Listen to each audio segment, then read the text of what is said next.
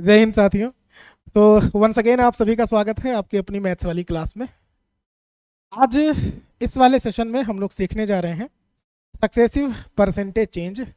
हिंदी में इसको कहते हैं उत्तरोत्तर प्रतिशत परिवर्तन। तो क्या होता है सक्सेसिव परसेंटेज चेंज, उत्तरोत्तर प्रतिशत परिवर्तन क्या होता है, इस चीज पर हम लोग आज के सेशन में इस पर डिस्कशन भी करेंगे और ये देखेंगे कि इस टॉपिक का यूज जो है वो कहाँ कहाँ पर होता है आपकी लाइफ में। देखिए, सोशल लाइफ में तो है ही, सामान्य अपने जीवन में आप इसका यूज देखेंगे ही, साथ ही साथ परसेंटेज का जो चैप्टर है ना, इस चैप्टर के अंदर ये जो सब टॉपिक्स हैं इनमें भी पूछे जाते हैं। इसी मेथड का यूज कर सकते हैं, ये एक मेथड है जिससे सवाल का आंसर बड़ी जल्दी आ जाता है। ठीक है। और इन टॉपिक्स के अलावा ये जो टाइप है, इन टाइप के अलावा कुछ और चैप्टर्स भी हैं मैथमेटिक्स के ही जिनमें यूज हो जाता है सक्सेसिव परसेंटेज। एक बेहतरीन सा कंसेप्ट आपको सिखाऊंगा मैं जब आप पढ़ोगे कंपाउंड इंटरेस्ट यानी कि चक्रवृद्धि ब्याज। चक्रवृद्धि ब्याज में सक्सेसिव परसेंटेज चेंज का ही पूरा खेल है। ठीक है। और बाकी ये देख रहे हो, बेसिक कंसेप्ट तो पहले सीखेंगे। जनसंख्या और मशीन पर बेस्ड जो क्वेश्चंस आते हैं उनमें है 2D 3D इमेज बेस्ड जो क्वेश्चंस होंगे, चाहे वो द्विविमीय या त्रिविमीय आकृतियों पर जो परसेंटेज का सवाल आता है, चाहे पेरीमीटर को चेंज करना हो परसेंटेज में, एरिया में चेंजेस निकालना हो, वॉल्यूम में निकालना हो गाइस, तो वो सब यहाँ पे सीखेंगे। इस वाले मेथड से जल्दी आंसर आएगा। इलेक्शन बेस्ड जो क्वेश्चंस होंगे, जो चुनाव पर आधारित सवाल बनाते हैं परसेंटेज में, उसको भी। जो मिक्सचर पर बेस्ड, मिश्रण पर बेस्ड क्वेश्चंस बनता है वो वाला भी। इनकम और एक्सपेंडिचर पर बेस्ड जो क्वेश्चंस बनते हैं वो वाला भी। तो यहाँ पर अभी और भी कुछ होगा, छूटा है, बीच में आएगा, सिखा देंगे। तो सक्सेसिव परसेंटेज चेंज यानी कि उत्तरोत्तर प्रतिशत परिवर्तन। आइए इन्हीं चीज की शुरुआत करते हैं, बात करते हैं क्या होता है, क्या चीज successive percentage change. So I hope आप सभी लोग ज्वाइन कर चुके होंगे, और जो नहीं करे होंगे भैया धीरे धीरे कर लेंगे। क्यों भाई, आइए शुरू कर देते हैं बिना किसी देरी के। देखिए भाई, सक्सेसिव परसेंटेज चेंज ना हिंदी में क्या कहते हैं इसको, दो नाम है इसका। सबसे पहले कंसेप्ट समझिए, पहले क्या समझोगे आप, पहले आप समझोगे ये मूल अवधारणा या बेसिक कंसेप्ट इंग्लिश में कहते हैं। उत्तरोत्तर प्रतिशत परिवर्तन की बात कर रहा मैं। क्या बात कर रहा भाई साहब, उत्तरोत्तर प्रतिशत परिवर्तन, समटाइम्स कॉल्ड क्रमिक प्रतिशत परिवर्तन, also known as successive percentage change. What is change, successive percentage change.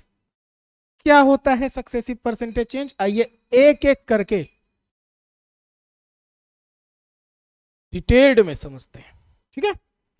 देखिए भाई साहब, शब्द से आप मतलब निकाल पा रहे होंगे उत्तरोत्तर का, मतलब ये निकल के आ रहा होगा कि भाई आंसर पर आंसर, उत्तर प्लस उत्तर, अरे संधि विच्छेद तो करना आता है ना, उत्तर प्लस उत्तर। इसका मतलब ये है सिंपल सा कि आप एक बार आंसर निकाल लो और आंसर निकालने के बाद ना उस पर फिर से आंसर निकाल लो, तो वही चीज सक्सेसिव कहलाती है। मतलब उत्तर पर उत्तर निकालना। सक्सेसिव परसेंटेज चेंज क्या है, मतलब एक ही चीज पर एक से ज्यादा बार परसेंटेज चेंज लाया जा रहा हो, तो सक्सेसिव परसेंटेज चेंज का कंसेप्ट आ जाता है। मतलब उत्तर पर हम उत्तर निकालने जा रहे हैं। ऐसे में या तो बेसिक रूल लगाइए, अदरवाइज जुगाड़ लगा करके इकट्ठे टोटल परसेंटेज चेंज निकाल लीजिए। ये होता है सवाल का बेसिक कंसेप्ट। ठीक है। तो थीम नहीं समझ पा रहे होंगे आप ही क्या है, चलिए थीम समझाते हैं एग्जाम्पल के लिए, ताकि आप बढ़िया से समझ जाओ इस चीज को, है कि नहीं।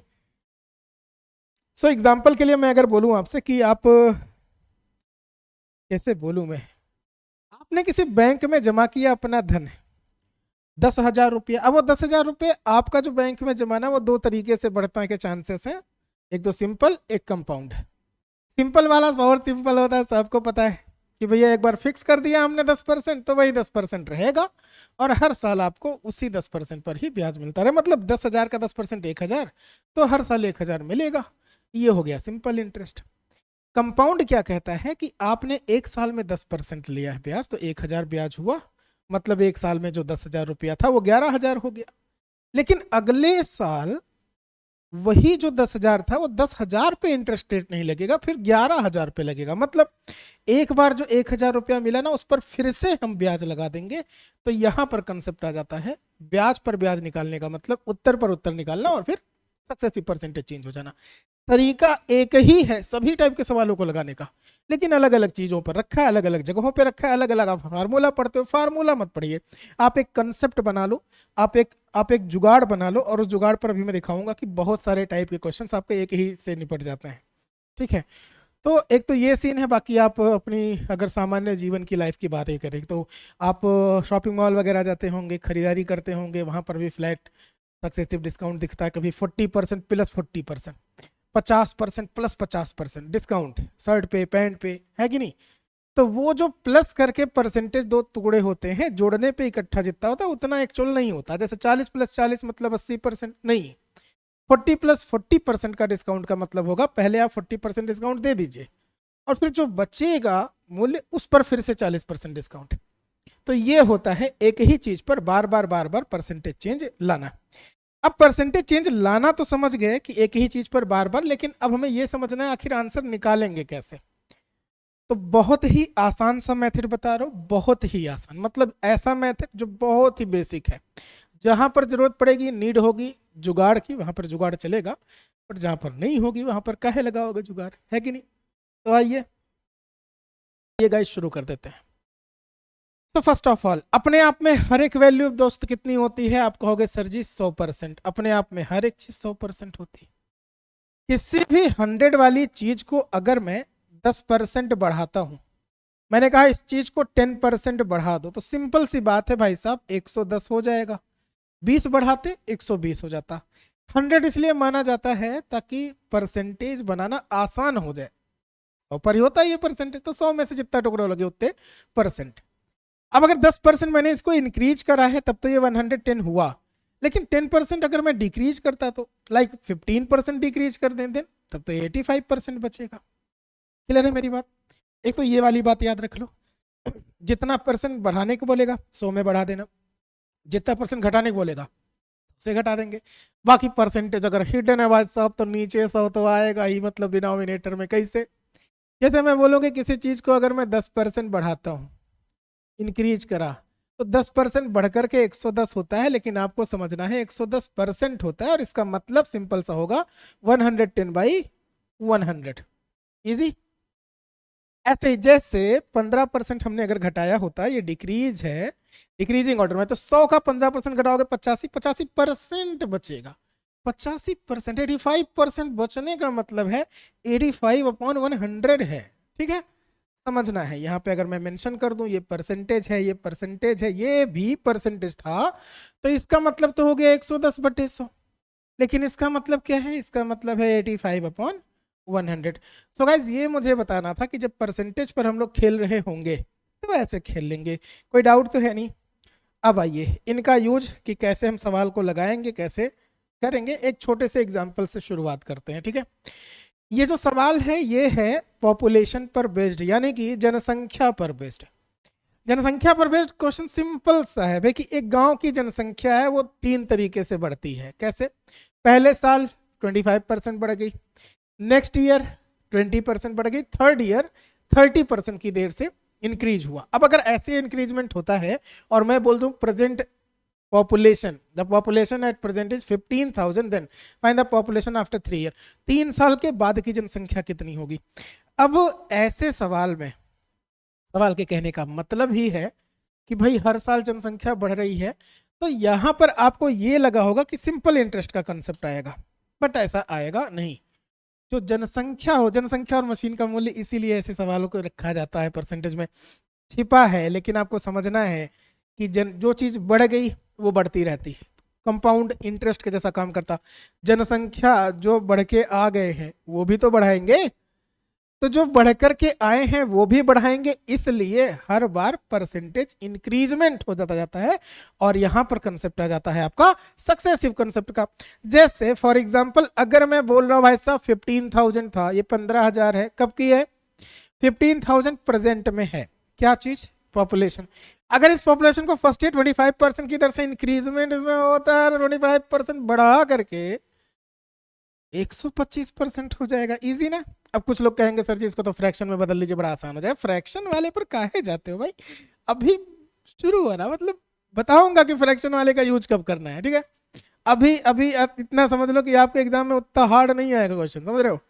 हाँ मतलब एसएससी बैंक के लिए थोड़ी पढ़ रहे हो। तो 25% अगर इंक्रीजमेंट हो गया तो 125% हो जाएगा, और 125% का मतलब ये हो जाएगा, ये पहले साल की बात है। कब की बात है गाइस? फर्स्ट ईयर की बात है। अब अगर सेकेंड ईयर की बात करूंगा मैं, जहां पे 20% की दर से इंक्रीजमेंट होगी, अगर ये घट रहा होता ना 20%, तो घट करके 80% बचता। समझ आ रहा है? समझ रहे हो? समझ रहे हो? 20% घट जाता ना तो 80% बचता, बट ये बढ़ रहा है तो कितना हो जाएगा? 120% हो जाएगा गाइस, 120%। नेक्स्ट अगला क्या है भाई कि यह 30% की दर से बढ़ती है। अगर 30% की दर से बढ़ती है भाई साहब, तो ये 130 हो जाएगा। बताओ कौनो दिक्कत है? देख रहे हो? नहीं समझ पा रहे हो?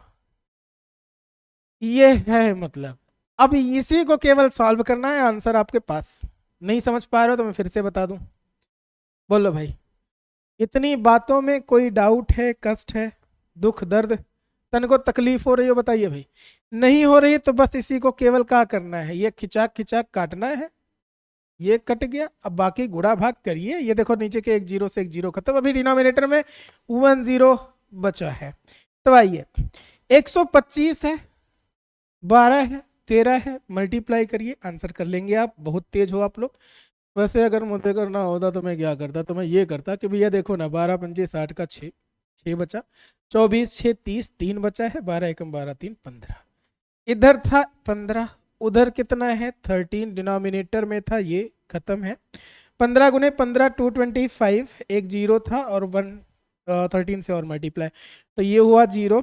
13 पचे 65 बचा 6, 13 दूना 26 और 6 32, 3 बचेगा, 13 दूना 26 और 3 29,250 जनसंख्या हो जाएगी। कब? After 3 year. सिंपल सा लॉजिक है, बताओ इसमें कोई तकलीफ है? लेकिन ये सबसे आसान मेथड है। जिनको भी तकलीफ हो रही हो मुझे बताना, मैं यहाँ पे लिख दूं ना। ये सबसे इजी मेथड है, सबसे आसान और सबसे जल्दी समझ में आ जाए ऐसा वाला मेथड है ये। समझ रहे हो? सबसे आसान मेथड कैसे? कुछ लोग कह रहे हैं सर इससे अच्छा तो हम उससे लगा देते हैं। किससे? परसेंटेज वाले से। हम लोग वेरी गुड, बहुत बढ़िया, लो लगाओ। तो परसेंटेज अगर फ्रैक्शन वाले से लगाते ना, फ्रैक्शन वाले से, सेकेंड मेथड, सेकेंड मेथड अगर आप यूज करते फ्रैक्शन में बदल करके, तो आप ये कर रहे होते कि भाई साहब 25% एक जगह लिखा है, सबको पता है 1/4 होता है, इसका मतलब 20% लिखा, इट मीन्स 1/5। एक जगह लिखा 30%, 30% मीन्स हो जाएगा 3/10। इजी है, बहुत बढ़िया। अब ये कहेंगे कि 15,000 की जनसंख्या अगर थी, तो 4 में 1 बढ़ेगा, 5/4 हो जाएगा। 5 में 1 इंक्लूड, 6/5। 10 में 3, 13 हो जाएगा। अब इसको सॉल्व करते तब भी वही आता, कोई दिक्कत नहीं।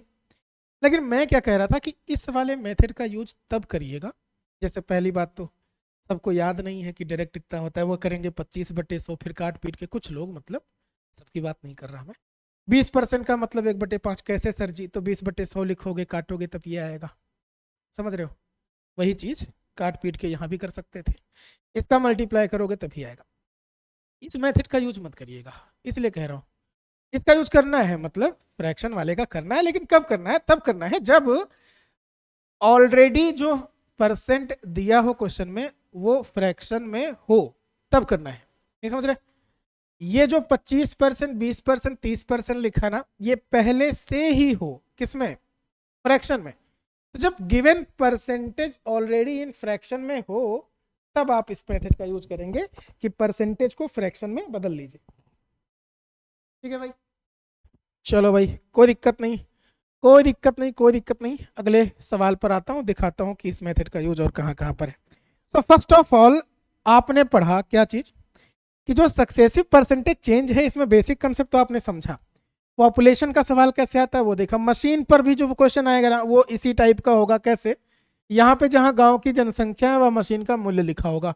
वो किसी साल बढ़ेगा, हो सकता है घट भी रहा हो, वर्तमान में दे दे, बाद का पूछे तो लगा लोगे आप। फिलहाल जो कंफ्यूजन वाला सवाल क्रिएट एक कर ही लेते हैं, मतलब क्या ही इतना टाइम है, आइए कर ही लेते हैं। चलिए बताइए मुझे एक बात की, अगर मैं आपसे पूछता हूँ, बहुत आसान सा सवाल है, बहुत आसान सा। एक कस्बे की जनसंख्या है, एक कस्बे की जनसंख्या प्रति वर्ष 20% की दर से बढ़ रही है। क्या हो रही है? बढ़ रही है। एक कस्बे की जनसंख्या 20% प्रति वर्ष की दर से बढ़ रही है। अब ये बोलूं कि if the population at present is, यदि वर्तमान जनसंख्या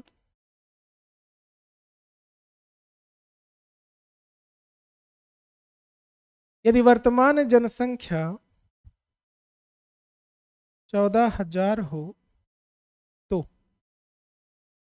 दो नहीं नहीं, दो ही का तीन कर लो, चाहे जितना कर लो, सब आंसर ले आओगे आप। 3 वर्ष बाद की जनसंख्या बताइए, कितने वर्ष बाद की? 3 वर्ष बाद की जनसंख्या, and population of a 3 year. 3 वर्ष बाद की जनसंख्या बताइए। ये बेहतरीन सा सवाल, एकदम मतलब आप आग लगा देगा आपके जहन में, इतना खूबसूरत सा। पहले आप कर लो भाई। यस, यस गाइस, पहले आप कर लीजिए, फिर मैं बताता हूँ।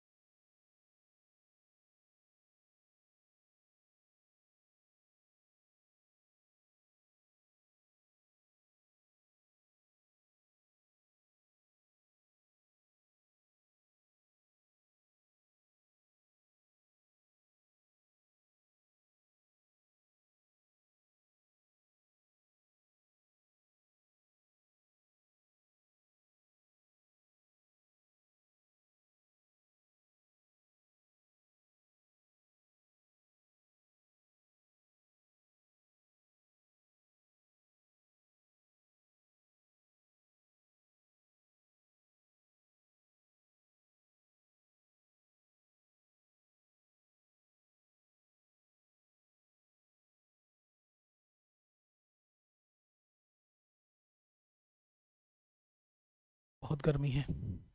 यस गाइस, आवाज आ रही? ओके। सो भाई ये था कि कस्बे की जनसंख्या हर साल 20% की दर से क्या हो रही है? बढ़ रही है, और 14,000 है। 3 साल बाद बताओ। तो आप लोगों ने लगा भी लिया होगा, मतलब बहुत तेज हो तुम लोग, है कि नहीं? सो 14,000 थी, अब आप बता दो 20% की दर से इंक्रीजमेंट होगा तो 120 होगा ना। और अगर मैं ऐसा कर दूं इतनी बार, कितनी बार? 3 साल बोला तो 3 साल तक बढ़ा दीजिए, खत्म बात। समझ रहे हो? कोई कंफ्यूजन नहीं होगा मेरे ख्याल से, ठीक है। अब अगर आप इस चीज को उस वाले मेथड से लगा रहे होते, अरे इस वाले से, तो क्या कर रहे होते? ज्यादातर तो ये कर रहे होते कि जब 20% है, 1/5 हुआ, तो 5 का 6 हो जाएगा। और वो करते क्या? 14,000 को 5 से 1 बढ़ा के 6/5, 6/5, 6/5 ऐसे करते। वही चीज है, कोई दिक्कत नहीं आएगी, आंसर सबसे सेम आएगा, ठीक है। अब अगर इसको, ये दोनों शून्य से 2 शून्य खत्म, इसके 2 जीरो से 2, और ये 2 जीरो से ये खत्म, ठीक है। मतलब ये कि सारे जीरोज हो गए खत्म। मेरे पास बचा है 14, और इधर देखो 12, 12, 12। 12 का क्यूब, 12 का क्यूब होता है 1728, 1728। 14 से मल्टीप्लाई कर दीजिए, आंसर 14 8 112 का 2 बचेगा 11, 14 दूना 28, 8 1 9 बचेगा 3, 14 सत्ते 98। यस, तो 3 और 8 11 बचेगा 10, 14 एकम 14 और 10 24। जो जनसंख्या 14,000 है वो बढ़कर के हो जाएगी 24,192। तो ये हो गया है सक्सेसिव परसेंटेज चेंज के कॉम्बिनेशन से क्वेश्चन का आंसर बड़ी तेजी से। एक तरीका ये था। चलिए मशीन वाला देख लेते हैं, फिर जितने भी टाइप के इस पर क्वेश्चंस बन सकते हैं गाइज सबको करेंगे, सो परेशान होने की कोई जरूरत नहीं है। अगर ये इस चीज को उल्टा लेकर के आते हैं, एक तो जनसंख्या वाला देखा कि हमसे पूछा जा रहा 3 साल बाद, 2 साल बाद, 4 साल बाद, वर्तमान की जनसंख्या देने के बाद जब बाद का पूछेगा तब तो हम लोग ये कर लेंगे। बट अगर ऐसा नहीं होता है तो, ऐसा नहीं होता है तो क्या करेंगे, तो जो करेंगे उस चीज पर आता हूं, दिखाता हूं भैया। 1 मिनट रुकिएगा गाइज, 1 मिनट प्लीज गाइज।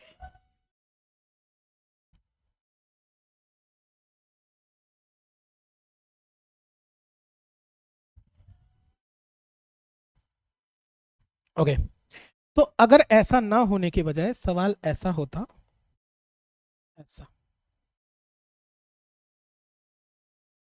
एक नगर की जनसंख्या, एक नगर की जनसंख्या प्रतिवर्ष 20% की दर से बढ़ रही है। एक नगर की जनसंख्या प्रतिवर्ष 20% की दर से बढ़ रही है यदि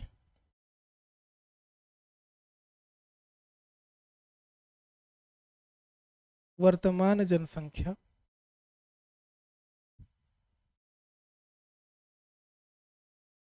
12,000 हो। नहीं नहीं नहीं नहीं, की दर से बढ़ती है। हर साल किस दर से बढ़ती है, 20% की दर से, फिक्स हो गया। वर्तमान जनसंख्या अगर मैं बोलूं आपसे कि वर्तमान जनसंख्या यहां पर है 15,972 है, तो 3 वर्ष पूर्व की जनसंख्या बताइए, 3 साल पहले की जनसंख्या बताइए। अब इस सवाल को कैसे डील करोगे, क्योंकि हम लोगों ने तो बाद वाला निकालना सीखा है, पहले वाला नहीं। 20% के बजाय 10% कर लो, थोड़ा इजी हो जाए क्वेश्चन को लगाना, ठीक है।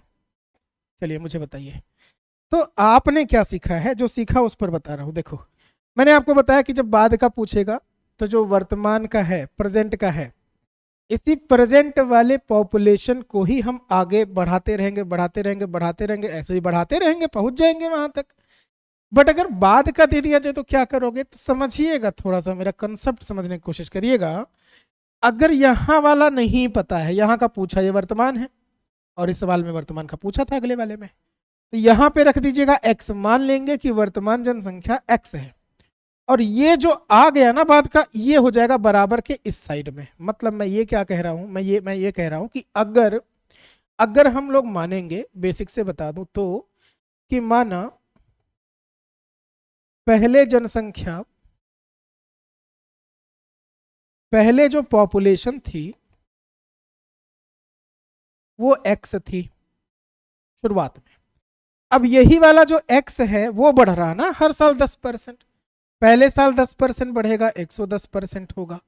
एक बार और 2 साल की बात नहीं कह रहा, 3 बार की कह रहा, तो 3 बार ये 10% बढ़ता, और बढ़ने के बाद आज की डेट में ये हो जाता 15,972, ये हो जाता, खत्म बात, ये थी बात।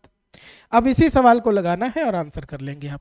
तो जब कभी भी बाद का पूछेगा तो जो दिया है उसी को आगे बढ़ा दीजिएगा, जब पहले का पूछेगा, पहले का, तो आप जो दिया है उसको बराबर में रखेंगे और इस तरीके से कर लेंगे, ठीक है।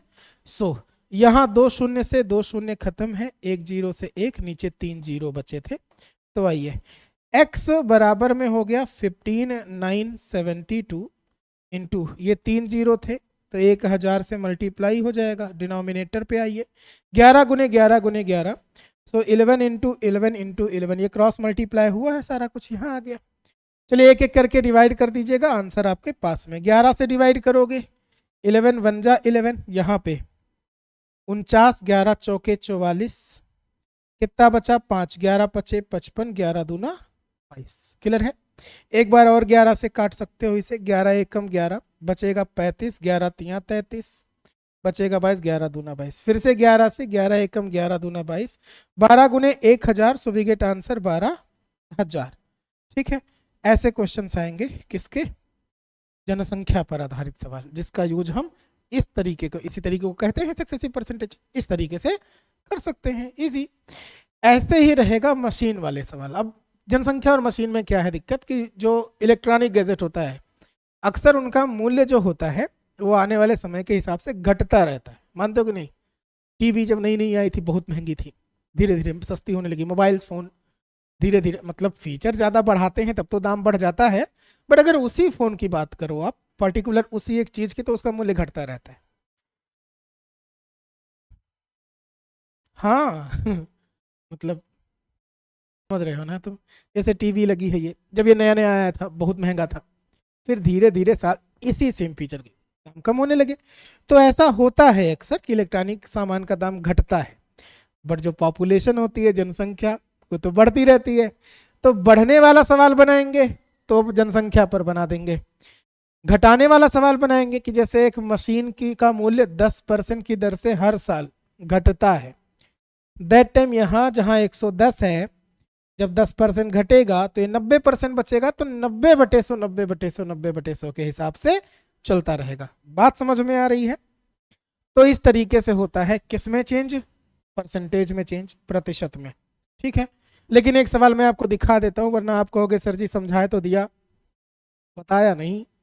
आइए बता देता हूं भैया, कोई तकलीफ ना हो आपको। ठीक है, तो चलिए, अगर मशीन पर सवाल बनेगा तो ऐसा बनेगा कि एक मशीन की कीमत है, या एक आईफोन की कीमत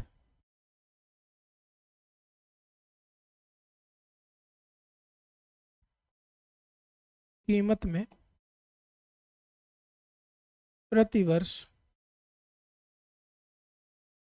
बहुत ज्यादा हो जाएगा 20% तो भाई, 10% की दर से अवमूल्यन होता है। अवमूल्यन का मतलब भी है घटना। ठीक है, अवमूल्यन होता है यदि वर्तमान कीमत, उस आईफोन की वर्तमान कीमत 1.5 लाख रुपए हो। कितनी हो, 1.5 लाख रुपए हो,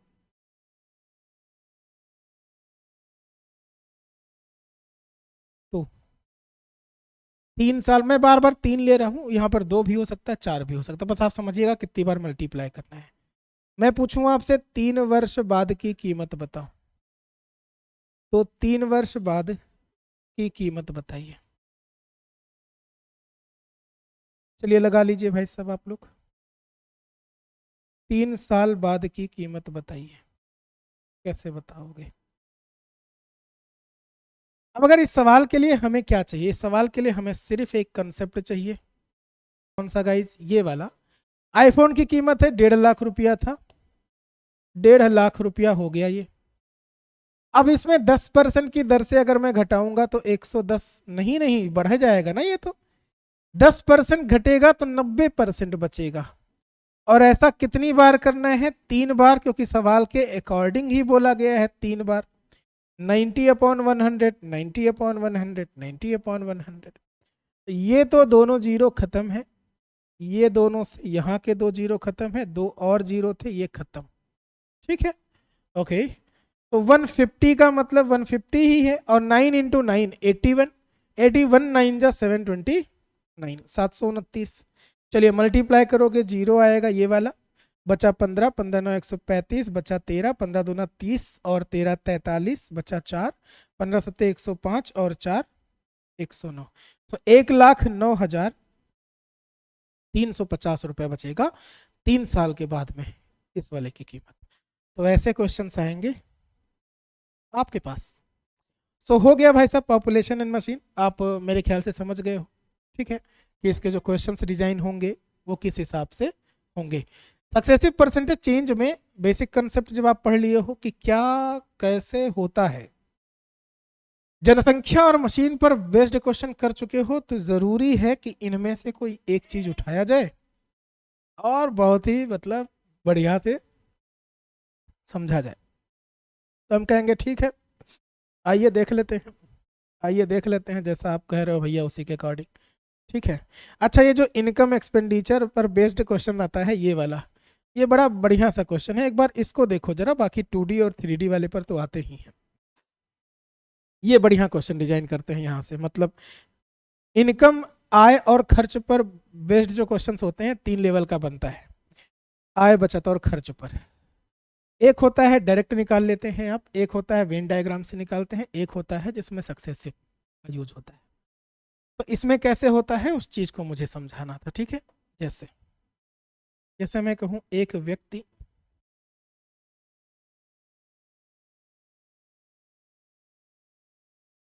अपनी कुल आय का, मतलब टोटल इनकम का 10% भोजन पर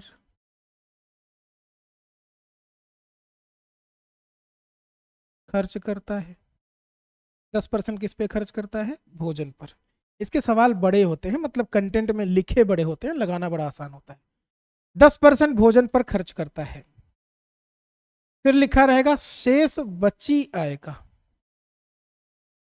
शेष बची आय का 20%, शेष बची आय का 20% मकान के किराए पर, किराए पर, पुनः शेष बची आय का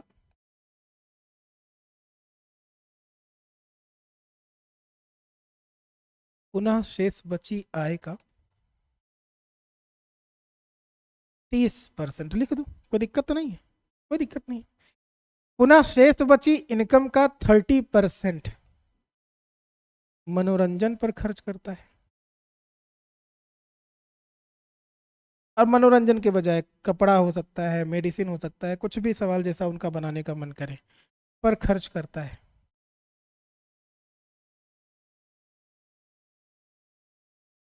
और शेष बचाता है, शेष बचाता है का मतलब सेविंग करता है, ऐसा लिख दिया। I am like very good. फिर लिखेगा तो यदि यदि उसकी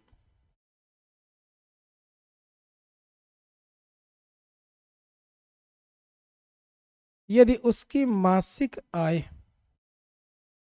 यदि उसकी मासिक आय 24,000 रुपये हो,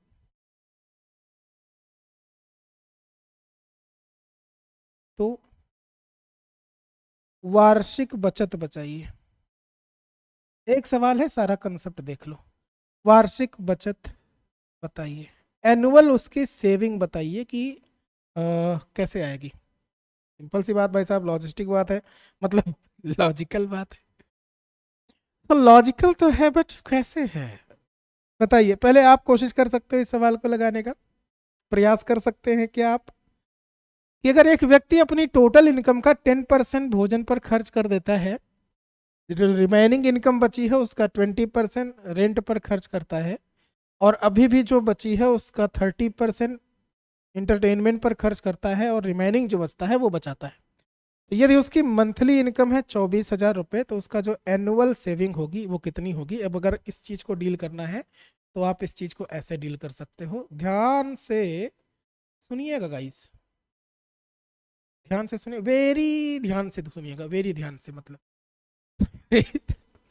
मंथली इनकम पहले आ जाओ। मंथली इनकम है 24,000, ये बचा। अगर मैं सेविंग चाहता हूं तो इस 24,000 इनकम में से 10% जो भोजन पे खर्च कर दिया निकाल दूंगा तो 90% बचा ना, बताइए ना।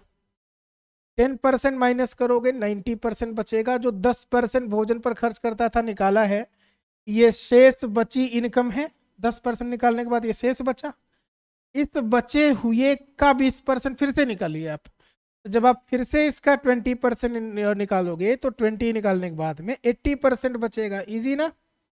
सही, यस। Very good. अब ये जो बचा 80%, इस बचे हुए का, शेष बची इनकम का 30%, इसका अगर मैं 30% निकाल दूंगा तो कितना बचेगा? 70%, 70%। और अगर ये इंटरटेनमेंट पर खर्च हो गया तो रिमेनिंग बचाता, अब ये बच गया, 30 निकाला 70 बचाया, यही बचा। यही पूछ रहा है कि सेविंग बता दीजिए कितनी बचत होती है, बट ये मंथली है, हमें वार्षिक चाहिए। अरे हमने महीने भर का देखा ना भाई साहब, बाद में देखेंगे साल भर का कितना। पहले इसी को सॉल्व कर लेते हैं।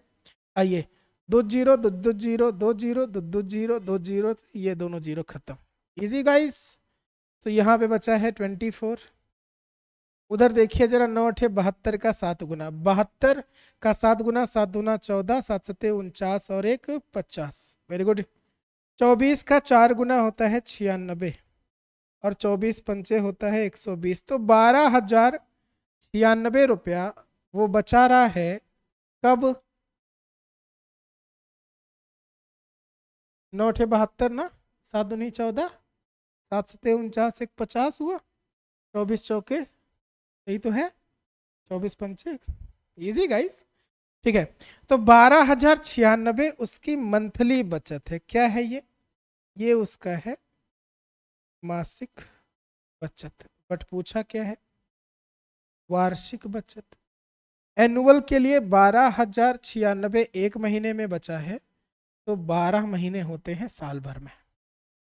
12 से मल्टीप्लाई, 12 छक 72 का 7, 12 9 108 और 7 115, यही है ना 108? झूठ तो नहीं बोल रहा? 108 और 7 कितना? 115। 115 का 5 लिखा तो 0 था, तो एक और आ गया, अब बचा केवल एक। 12 दूना 24 और 1 25, बचा 2 है। 12 एकम 12 और 2,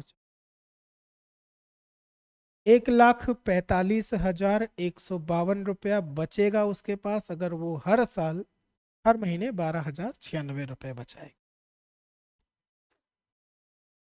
बताइए, क्या ये सारी चीजें सही हैं? समझ में आ रही हैं?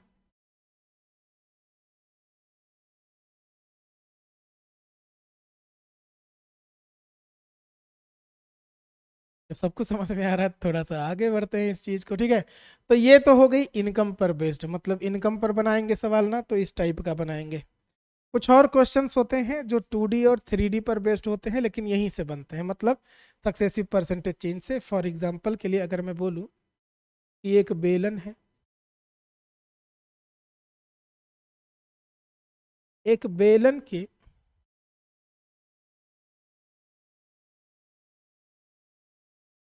बेलन के आधार की त्रिज्या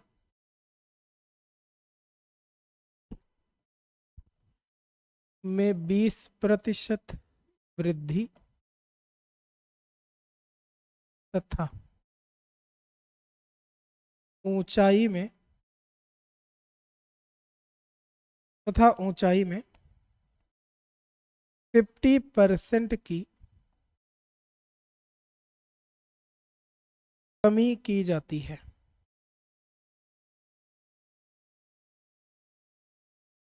बेलन के आधार की जो त्रिज्या है, जो रेडियस है, radius of the cylinder, radius of the cylinder तो 20% की दर से वृद्धि होती है, और जो हाइट है और ऊंचाई में 50% की कमी की जाती है। Very good. तो पूछा जाएगा इसके आयतन में प्रतिशत परिवर्तन बताइए। तो इसके आयतन में प्रतिशत परिवर्तन बताइए। आयतन में प्रतिशत परिवर्तन बताइए।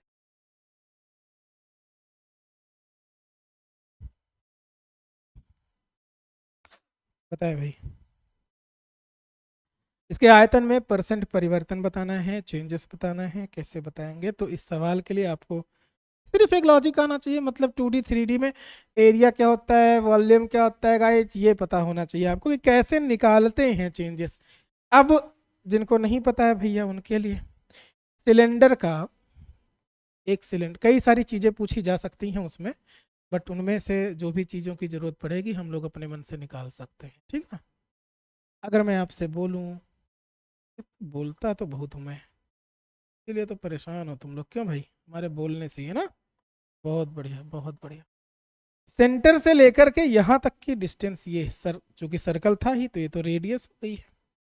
ऊपर से लेकर के यहाँ तक की हाइट 2 ही यूनिट होती है इसमें। किसमें? एक लंब वृत्तीय बेलन या फिर किसमें? सिलेंडर में, है ना। तो 2-3 चीजों में से जो पहली चीज पूछी जाती है वो पूछी जाती है आपसे इसका, इसके आधार की परिधि बता दो। तो आधार की परिधि उतनी ही होती है, कितनी, जितना सर्कल का होता है, 2 पाई आर। ठीक है। अब अगर इसका कर्व्ड सरफेस एरिया पूछे, वक्र पृष्ठ क्षेत्रफल पूछे, कर्व्ड सरफेस एरिया, तो आधार की जो परिधि होगी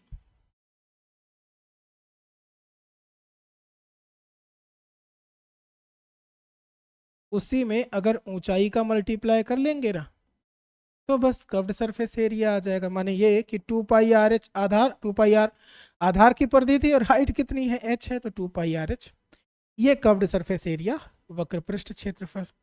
I am like very good guys. अच्छा, तो टोटल सरफेस एरिया, संपूर्ण पृष्ठ क्षेत्रफल कितना होगा? संपूर्ण पृष्ठ क्षेत्रफल, एक तो ये वक्र पृष्ठ पूरा लिया जाएगा, बाकी बेस एंड टॉप का जो सरफेस एरिया है वो भी लिया जाएगा। सो टोटल सरफेस एरिया हो जाएगा 2 pi r common h plus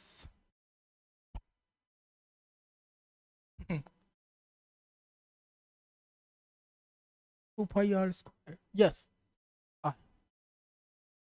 2 pi r common h plus r मतलब हाइट प्लस रेडियस है। अब इसके वॉल्यूम के बारे में जब पूछेगा ना तो वॉल्यूम कितना होता है, मीन्स वॉल्यूम। आयतन कितना होता है, आयतन होता है पाई आर स्क्वायर एच। तो यहाँ मैंने इसलिए ये चीज बताने की कोशिश करी है ताकि जब भी कभी 2D 3D पर सवाल बने तो आप ये चीज समझ जाओ कि सवाल में हमें फार्मूले को ध्यान में रखते हुए आंसर लाना है। जैसे जब आपसे क्षेत्रफल में पूछता बेलन के वक्रपृष्ठ क्षेत्रफल में, तो वहां पर रेडियस और हाइट एक एक बार आया है, तो एक एक बार चेंज ले आते, आ जाता चेंज। वॉल्यूम में पूछा है, वॉल्यूम में आप नजर दौड़ाओगे R²H है, मतलब रेडियस का मल्टीप्लाई 2 बार हो रहा है और हाइट का मल्टीप्लाई सिंगल टाइम हो रहा है, तो जितनी टाइम्स मल्टीप्लाई उतनी बार आंसर में चेंज आएगा। तो यहाँ पे जब हम देखेंगे, ध्यान से देखेंगे वॉल्यूम को, तो वॉल्यूम में क्योंकि पाई आर² है, दैट्स वाई यहाँ पे जो रेडियस है R, ये तो 2 बार है, इसका मल्टीप्लाई 2 टाइम्स है, बट जो हाइट है H, ये 1 टाइम्स मल्टीप्लाई है, 1 बार है। तो टोटल वॉल्यूम के लिए कितनी बार हो गया, 2 और 1, 3 बार मल्टीप्लाई करना हो गया। अब कैसे करोगे, तो मैं मान लूंगा ना कि इसका जो सिलेंडर का वॉल्यूम था वो 100 था, कितना है, 100 है। जब 100 वॉल्यूम है और इस वॉल्यूम को मैं 20% इंक्रीज करा रहा हूं रेडियस में, तो रेडियस में 20% बढ़ेगा, 120 होगा, लेकिन रेडियस का मल्टीप्लाई कितनी बार है, 2 बार है, तो इसलिए इसको 2 बार 120/100, 120/100। लेकिन जो हाइट है वो 1 बार है और हाइट में चेंज ला रहे थे 50% की। किसी भी चीज को अगर मैं 50% घटा दूंगा तो 85% तो बचेगा, तो 50% बचेगा यहाँ पे। अरे जैसे 40 होता तो यहाँ क्या लिखते, 60/100। 30% घटाते, 70/100। 50 घटाए तो 50/100 में से। तो यहाँ से अब इसको लगाइए और देखिए क्या बच रहा है, ये दोनों जीरो खत्म, ये दोनों जीरो खत्म, ये जीरो खत्म। 12 × 12 144 है, गुने ये 5/10 से अगर आप चाहो तो यहाँ 2 ला सकते थे और ये डिनोमिनेटर में भी 2 ला सकते थे। 2 से डिवाइड करोगे, 2 सत्ते 2 दूना 72% बचाना। तो ये तो हो गया वॉल्यूम। कह रहा कि परिवर्तन बताइए, तो परिवर्तन के लिए क्या, ये देखो 100% हमने माना था, अपने आप में इसका वॉल्यूम था, 72% बच रहा है, इसका मतलब है सीधा सा आंसर होगा 28% की क्या हुई है, कमी। वॉल्यूम में 28% की कमी आ गई है। बहुत ही आसान सा सवाल था, बहुत ही उम्दा क्वेश्चन था। मुझे एक बार देख के बताइए, मतलब मुझे नहीं, तो देख के बताइए, क्या ये सवाल आपकी समझ में आ रहा है कि नहीं आ रहा है? मैं आपसे पूछना चाहता हूँ गाइस, अगर ये समझ में आ रही है तो बहुत अच्छी बात है, ठीक है, बताइए। लेकिन अगर नहीं समझ में आ रहा है तो आपका मन होगा ना कि सर जी इसको समझाइए, तो आइए, आइए आपको समझाता हूँ और मैं बताता हूँ कि भैया ये जो टॉपिक है ना 2D एंड 3D वाला, ये बहुत ही बेहतरीन सा टॉपिक है। तो इसके लिए क्या करते हैं, नेक्स्ट वाली क्लास में आ जाते हैं, क्योंकि वहाँ पर मैं इसको शुरू से पढ़ेंगे तो ज़्यादा अच्छे से समझ में आएगा। तो आज के लिए इतना ही, इस वाली वीडियो में इतना ही, मिलता हूँ इस वाले सेशन में, तुरंत जम करिए, आइए अगली क्लास में। और प्लीज़ आप लोग स्वस्थ रहें, मस्त रहें, अपनी पढ़ाई में बहुत अच्छी तरीके से व्यस्त रहें। आई होप ये वाली क्लास पसंद आई हो, और अगली क्लास तक के लिए thanks to all of you, love you to all of you, जय हिंद।